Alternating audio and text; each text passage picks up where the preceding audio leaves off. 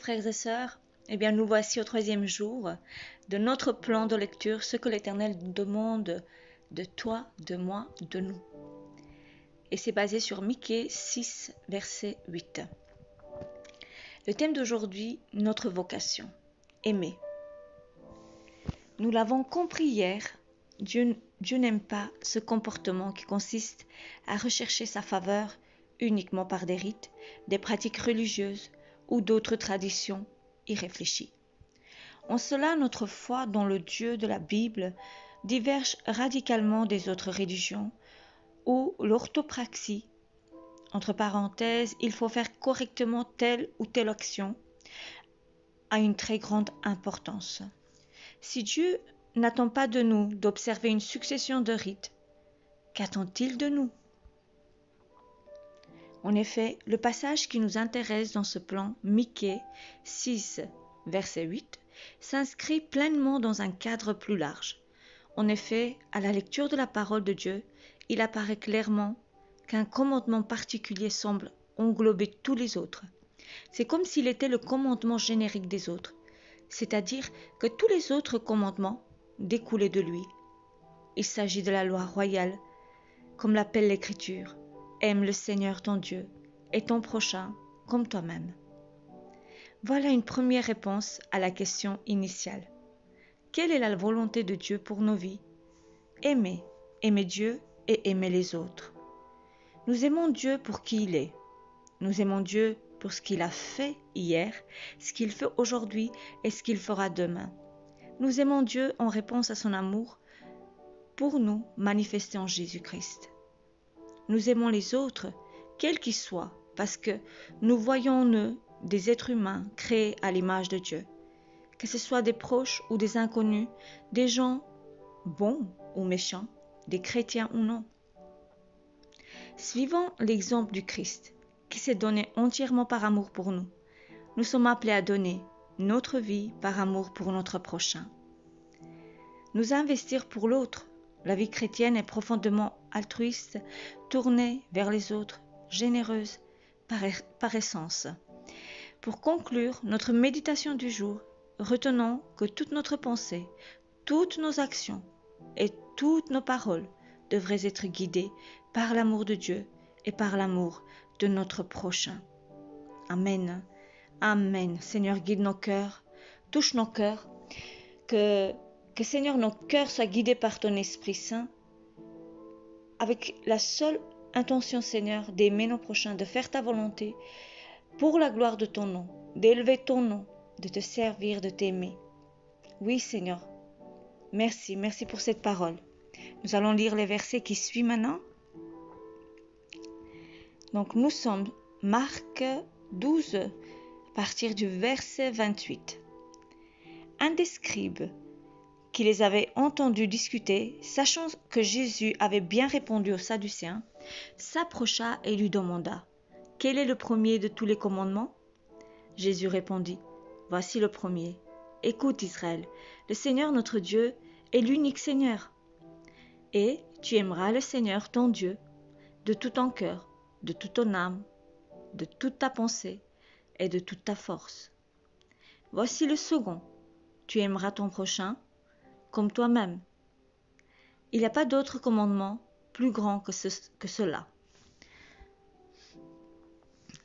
Le scribe lui dit, « Bien maître, tu as dit avec vérité que Dieu est unique, et il n'y en a point d'autre que lui, et que l'aimer de tout son cœur, de toute sa pensée, de toute son âme et de toute sa force, et aimer son prochain comme soi-même, c'est plus que tous les holocaustes et tous les sacrifices. » Alléluia.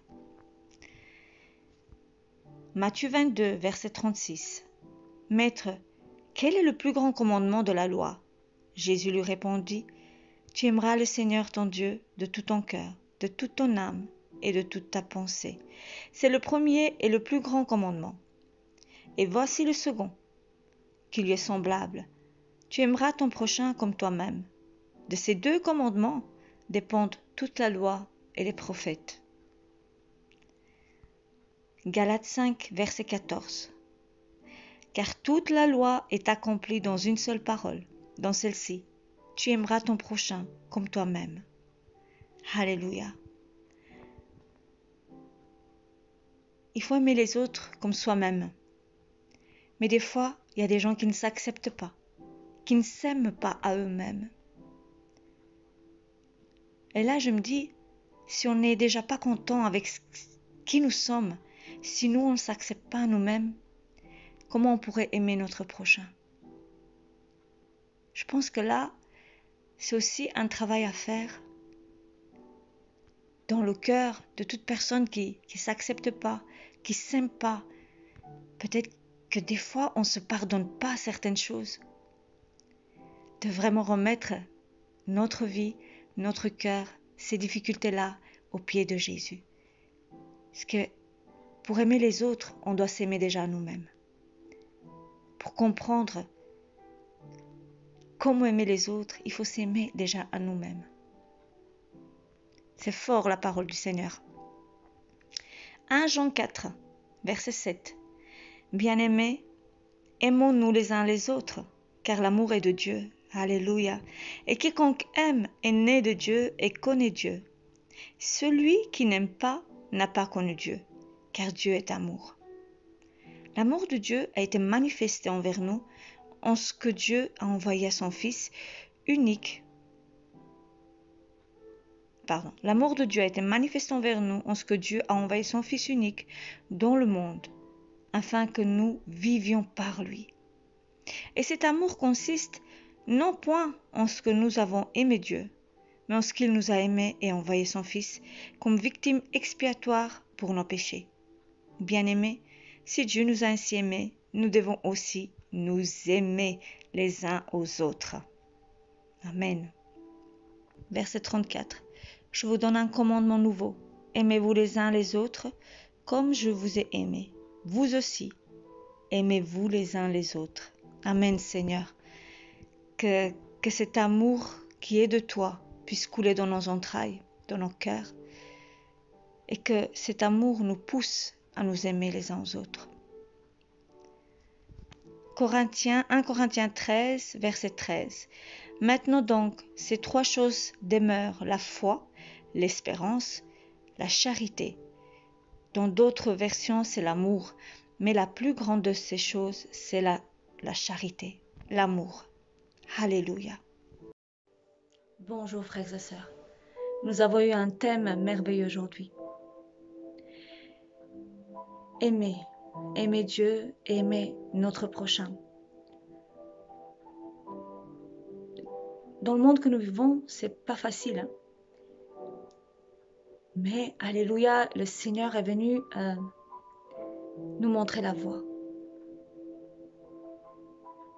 Aimer les autres, c'est pas facile lorsque nous ne buvons pas à la source. Mais lorsque notre boisson, notre breuvage vient de la source, du cœur de Dieu, de sa parole, je crois que c'est possible. En ce moment même, le thème est d'aimer et je sens une présence, un amour déversé dans mon cœur que je n'arrive pas à exprimer. Et ce ne sont pas que des paroles. Ce n'est pas des paroles en l'air. C'est vraiment ce que je ressens. Au moment même où je vous parle, le Saint-Esprit m'a dit, c'est difficile d'aimer sans la présence de Dieu, si on ne boit pas à la source de celui qui donne l'amour. L'amour, c'est Dieu. Dieu est amour. Et tout l'amour nécessaire que notre cœur a besoin se trouve en lui, à sa source. Je suis vraiment apaisée, c'est incroyable. Je suis vraiment touchée. Saint-Esprit, merveilleux Saint-Esprit, merci pour ta présence. Je prie Saint-Esprit pour que tu libères de paroles de guérison en ce moment, que tu libères des paroles de guérison là où ils sont, Seigneur, mes frères et sœurs. Des paroles qui vont vraiment guérir leur cœur. Seigneur, ta parole nous dit d'aimer Dieu et d'aimer notre prochain comme nous-mêmes. Père, je te prie pour que cela soit possible. Je te prie, Seigneur, que que tu déverses sur nous ton eau vive, l'amour de notre Père. Oh, Rabasham Darabaria. Père, là où les cœurs sont brisés, que ton amour vienne maintenant et les toucher. Je prie pour cette source douce et agréable, pour cette présence magnifique qui est la tienne. Je prie maintenant qu'elle soit à côté de mes frères et sœurs, à côté de chaque personne qui va écouter cette vidéo. Je prie pour que ton nom, Seigneur, ton nom ramène la guérison. C'est pour cela, Seigneur, je proclame ton nom auprès de chaque personne qui écoute cette vidéo. Seigneur, que ton amour paisible, ta paix, envahit leur cœur maintenant. Seigneur, Jésus, remplis-nous. Nous avons besoin de toi, Seigneur, pour aimer les autres, mais aussi pour nous aimer, pour nous accepter. Je prie pour des guérisons maintenant du cœur, des guérisons et des blessures des blessures qui sont là depuis des années. Je prie pour quelque chose de nouveau. Je prie, Saint-Esprit, pour que tu souffles sur les personnes et que tu les touches, Saint-Esprit. J'invoque le nom de Jésus auprès de chaque personne qui écoute cette vidéo. Au nom de Jésus, je prie pour une guérison totale, émotionnelle, psychologique. Seigneur Dieu, touche les gens. Au nom tout-puissant de Jésus. Que ton amour inonde les âmes qui pleurent de douleur, de souffrance, de tout ce qui les angoisse. Je prie spécialement dans cette vidéo, je prie que ma sœur Shakina voit cette vidéo. J'ai vu ton commentaire, ma sœur. Tu me parles de tes angoisses. Je prie maintenant pour toi. Je crois vraiment que le Saint-Esprit m'a rappelé. Je prie pour toi, Shakina. Je prie pour que la paix de Dieu envahisse ton cœur. Que la paix de Dieu renverse toute angoisse, tout esprit méchant qui vient te déranger, tout esprit qui veut voler ta paix. Alors que le Seigneur l'a donné à la croix, a payé le prix pour notre bien-être. Que la paix de Dieu envahisse ton cœur. Que la paix de Dieu envahisse ton cœur, que l'amour de Dieu te touche et viens guérir, viens penser ces blessures et les faire disparaître complètement. Père, je te prie dans le nom de Jésus, bénis ma sœur et libère-la totalement. Je sais que tu en es capable, je sais que tu es la source de bonheur et non de malheur. Je sais que tu es celui qui est venu pour guérir les cœurs brisés. Tu es venu restaurer la paix, restaurer notre relation avec le Père. Père, c'est pour cela que je me permets de venir auprès de toi dans le nom de Jésus et d'accorder ta grâce immense pour ma sœur Shakina et pour toutes les autres personnes qui regardent et qui ont besoin d'une libération totale de toute angoisse, de toute forme de souffrance, des personnes qui n'arrivent pas à dormir la nuit, des personnes qui pleurent sans cesse. Que le Seigneur vous soulage et vous libère de toute espèce des esprits méchants qui viennent vous torturer. Père éternel, je proclame le sang de Jésus, le sang qui libère, le sang qui guérit, le sang qui restaure, le sang précieux de Jésus. Seigneur, oui, infuse maintenant ton sang sur mes frères et sœurs, ainsi que sur mes enfants, moi-même, toute ma famille, et que ton onction de guérison coule. Jésus. Oh, c'est merveilleux d'être en ta présence. Mes frères et sœurs, ouvrez vos cœurs en cet instant et demandez la grâce de Dieu. La grâce de Dieu nous entoure chaque jour. Tout est grâce, tout est par grâce, tout est par lui et pour lui. Ayez confiance dans le Seigneur. Il y en a qui se jugent, il y en a qui se condamnent eux-mêmes.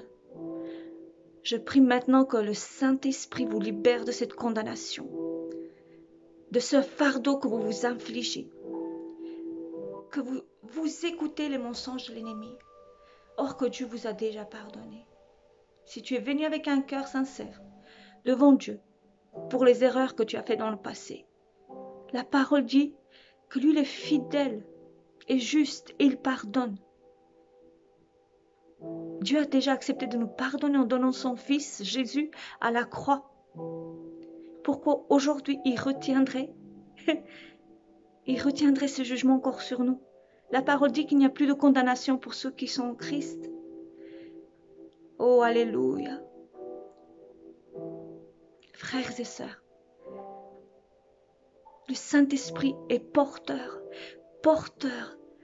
de joie, de bonheur, de libération, de soulagement, de guérison. Et le sang de Jésus a pourvu pour notre bien. Le sang de Jésus a suffi pour notre libération. Purée. Oh mon Dieu, merci pour ta grâce. Merci Papa, nous sommes si bénis. Nous sommes si bénis. Saint-Esprit, laissez-vous toucher par le Seigneur. Laissez-vous imprégner de sa grâce, de son esprit. Que le nom de Jésus soit loué. Le robinet de Dieu est toujours ouvert, toujours disponible. Lui, il a dit, venez à moi, vous qui êtes fatigués, chargés, je vous donnerai du repos. Il a dit aussi, venez acheter. Venez acheter gratuitement. La foi en Jésus nous justifie. Et nous sommes acquittés. Nous avons été acquittés par le sang de Jésus. Seigneur, merci pour ta présence. Merci Seigneur. Frères et sœurs, je vous bénis. Merci si vous êtes restés jusque maintenant. C'est que vous avez été bénis. C'est que le Saint-Esprit vous a touché. À un certain moment, je dis purée parce que je ne me rendais pas compte qu'il y avait des larmes dans mes yeux. Moi, je suis devenue une enfant dans la présence de Dieu. Et c'est un moment comme ça précieux. Comme j'ai écouté Alain Moloto qui a dit, les instants, les moments perdus dans ta présence, ça a été finalement des gains pour moi. Quelque chose que j'ai gagné. J'ai rien perdu, mais j'ai tout à gagner. Et je m'envoie moi-même que des fois je perds pas plus de temps dans la présence de Dieu. Il faudrait parce que il est glorieux, il est notre papa et notre destination c'est vers le ciel. Ce passage ici sur terre, c'est qu'un passage. Frères et sœurs, que le Seigneur vous bénisse et demeurez dans son amour. Et ce plan nous fait beaucoup de bien. Moi, il me fait beaucoup de bien. Que le Seigneur vous bénisse. Que le Seigneur vous bénisse abondamment. Si ça vous a fait du bien, n'hésitez pas à partager. Je dis jamais ça dans mes vidéos, mais voilà. Si vous avez un cœur, si vous croyez que c'est utile, partagez. Que le Seigneur vous bénisse abondamment. Et à demain, pour le 4e jour, j'ai hâte de découvrir le message de Dieu. Que le Seigneur vous bénisse.